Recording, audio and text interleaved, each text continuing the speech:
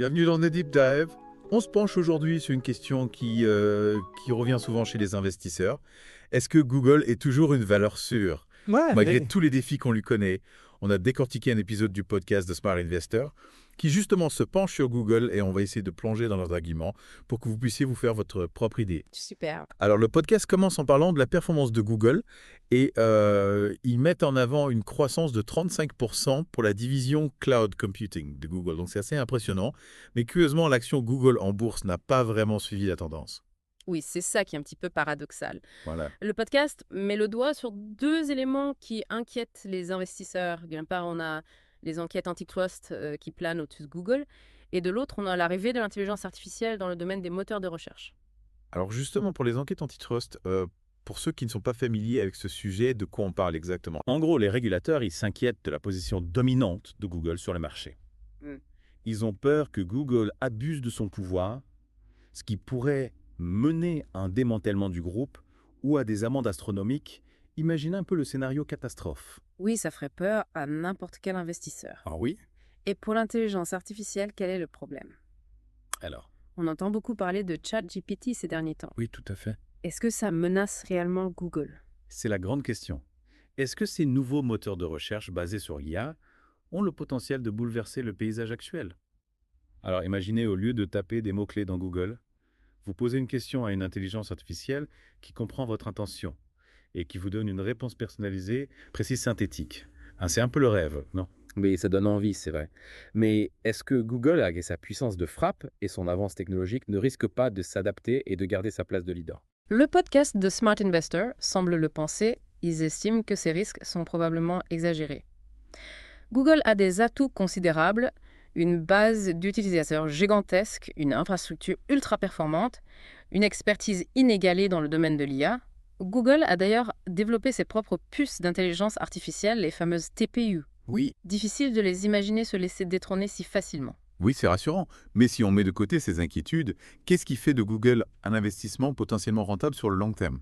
Alors le podcast met en avant 3 moteurs de croissance pour Google. On va commencer par la publicité. On sait que Google Search et YouTube génèrent des revenus colossaux grâce à la publicité, mais est-ce que ce modèle est viable sur le long terme? Oui, c'est la question que tout le monde se pose. Est-ce que Google peut continuer à miser sur la publicité? Alors c'est clair que la croissance de la publicité en ligne, elle ralentit, mais Google reste le leader incontesté du secteur. Et puis Google ne met pas tous ses œufs dans le même panier. Ils ont développé d'autres sources de revenus, notamment les abonnements. Oui, c'est vrai, on a YouTube Premium, YouTube TV, Google One. On a l'impression que Google multiplie les services payants. Oui, Est-ce que c'est vraiment un relais de croissance important? tout à fait. Ces services connaissent une croissance fulgurante et les revenus combinés, ils dépassent déjà les 50 milliards de dollars par an. Ah oui, quand même. Imaginez le potentiel dans quelques années, c'est une diversification intelligente qui permet à Google de ne pas dépendre uniquement de la publicité. Impressionnant. Et le troisième moteur de croissance, c'est le fameux cloud computing dont on parlait tout à l'heure. Google Cloud semble avoir le vent en poupe. Est-ce qu'ils peuvent réellement rivaliser avec des géants comme Amazon Web Services et Microsoft Azure? Alors là, c'est un combat de titans. Le marché du cloud est colossal, la concurrence est féroce, mais Google a des arguments à faire valoir. Avec une croissance de 35% de ses revenus cette année, Google Cloud montre qu'il est un acteur majeur du secteur. De plus, Google dispose d'atouts uniques comme ses TPU, ses puces d'intelligence artificielle, qui leur donnent un avantage en termes de performance et de coût. La bataille est loin d'être terminée. C'est vrai que c'est passionnant de voir comment Google se positionne sur ce marché en pleine explosion. On sent qu'il y a un vrai potentiel de croissance. Mais d'un point de vue de l'investisseur, comment estimer la valeur actuelle de Google? Le podcast évoque des modèles de valorisation un peu complexes comme le ratio court-bénéfice et la valeur intrinsèque. Oui, ce sont des outils utilisés par les analystes financiers pour évaluer la vraie valeur d'une entreprise. Pas de panique, on ne va pas vous noyer sous les chiffres. Ce qu'il faut retenir, c'est que ces modèles suggèrent que Google est actuellement sous-évalué par le marché. C'est-à-dire que le cours de l'action de Google est plus bas que ce qu'il devrait être. Si on prend en compte le potentiel de l'entreprise. Exactement. Selon The Smart Investor, le marché n'a pas encore pleinement intégré le potentiel de croissance de Google dans ses prévisions. C'est une information précieuse pour les investisseurs. Mais attention, on ne parle pas de boule de cristal. Il y a toujours des risques à prendre en compte. Bien sûr, on ne devra pas se précipiter sur l'action Google sans avoir analysé tous les éléments justement avant de passer à la suite. On va faire une petite pause pour laisser le temps à nos auditeurs de digérer toutes ces informations. On se retrouve dans quelques instants pour la deuxième partie de notre deep dive. On reprend notre deep dive sur Google et son potentiel en tant qu'investissement. Avant la pause, on évoquait le fait que Google pourrait être sous-évalué en bourse.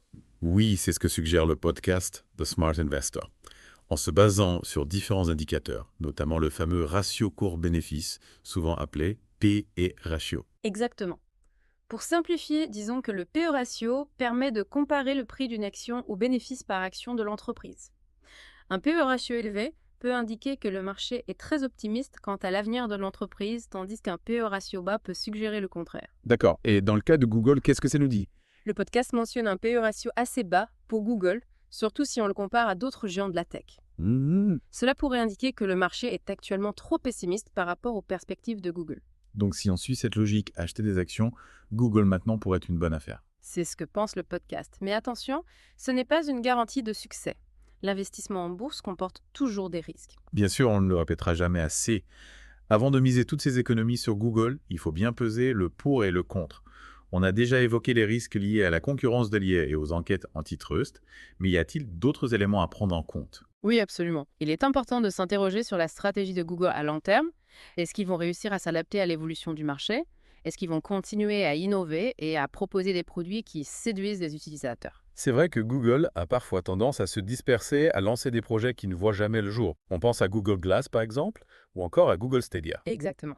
Il est important de s'assurer que Google se concentre sur ses points forts et qu'il ne gaspille pas ses ressources sur des projets peu prometteurs. Du côté du cloud, est-ce que Google Cloud a vraiment les moyens de rivaliser avec Amazon Web Services et Microsoft Azure? C'est question cruciale. Pour l'instant, Google Cloud est en pleine croissance, mais il reste loin derrière Amazon et Microsoft.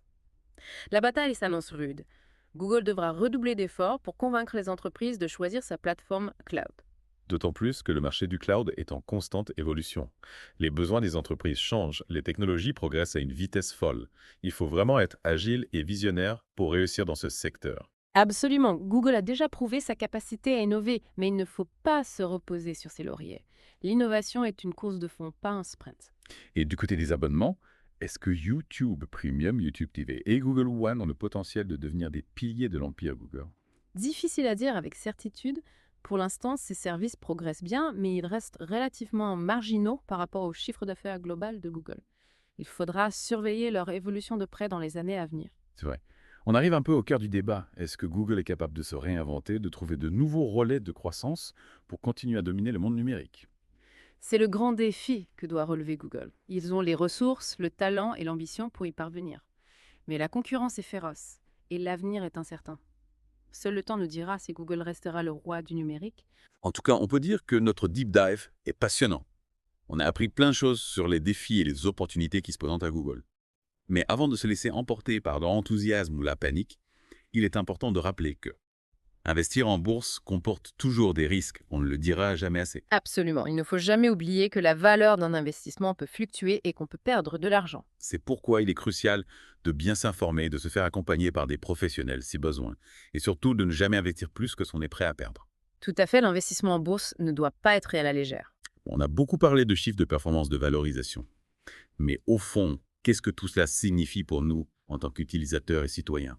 Ah, c'est la question qui fâche. Google est omniprésent dans nos vies, de nos recherches sur Internet à nos smartphones. En passant par nos maisons connectées, son influence est immense. Et il est important de s'interroger sur son impact. Oui, c'est vrai, on a tendance à oublier que derrière ces technologies, ces algorithmes, ces données, il y a des choix humains, des valeurs, une vision du monde. Exactement, et ces choix ont des conséquences sur la manière dont l'information circule, dont les entreprises se développent, dont nos sociétés évoluent.